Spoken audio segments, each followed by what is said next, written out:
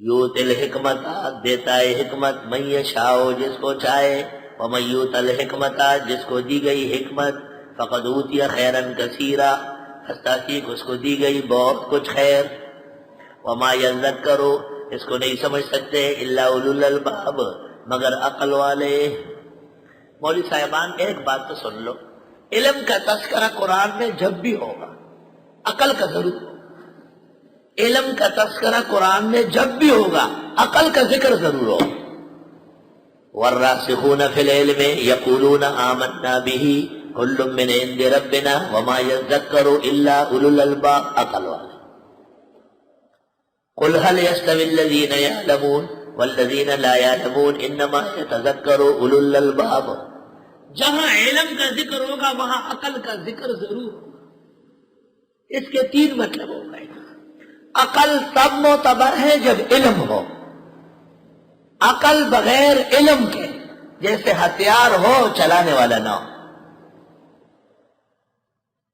عقل کا حاکم علم ہے، عقل فوج ہے، اس کے لیے بادشاہ چاہیے ورنہ وہ مارشل اللہ نافذ کر دے گا۔ دو، تیسری توجیہ، علم کو سمجھو انسان، بہترین خوبصورت انسان علم، اور اس کی زیب و زینت لباس ہے، لباس اس کو کہتے ہیں عقل۔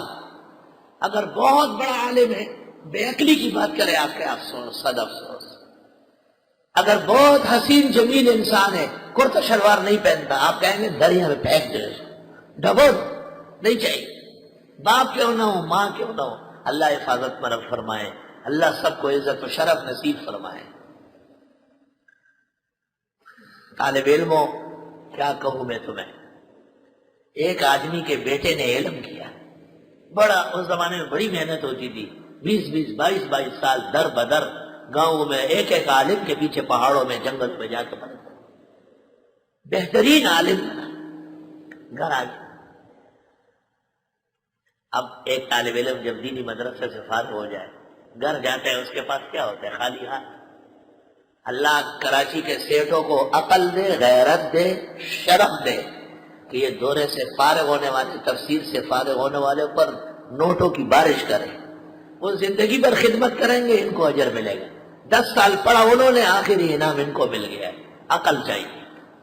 اب دوسرا بھائی ایک انجینئر ہے، تیسرا بھائی ڈاکٹر ہے، مولوی صاحب غریب بیٹھا ہوا۔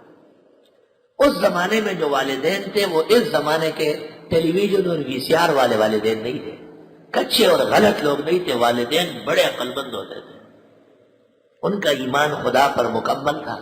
انہوں نے سوچا کہ اس بیٹے نے علم کیا ہے لیکن یہ کچھ احساس کمتری میں مبتلا ہے۔ صبح ناشتے میں سب بیٹھے، انجینئر بھی، حکیم صاحب بھی، دکاندار صاحب بھی اور مولوی صاحب بھی۔ والدہ صاحبہ چائے بنا رہی ہے اور پراٹھے پکا رہی ہے، بابا جی بیٹھے ہوئے ہیں۔ بابا جی نے کہا بیٹے، جو اصل کام تھا دین دنیا کا وہ آپ نے کیا ہے، یہ حکیم بھائی ڈاکٹر، یہ دکاندار، یہ سب آپ کے نوکر ہوں گے انشاءاللہ، یہ آپ کے جوتے اٹھائیں۔ مولوی صاحب حیران ہے کہ میرے پاس ایک پائی نہیں ہے، ماں باپ سے لے رہا ہوں، جوان آدمی ہو کر میرے یہ کیا کام کریں گے؟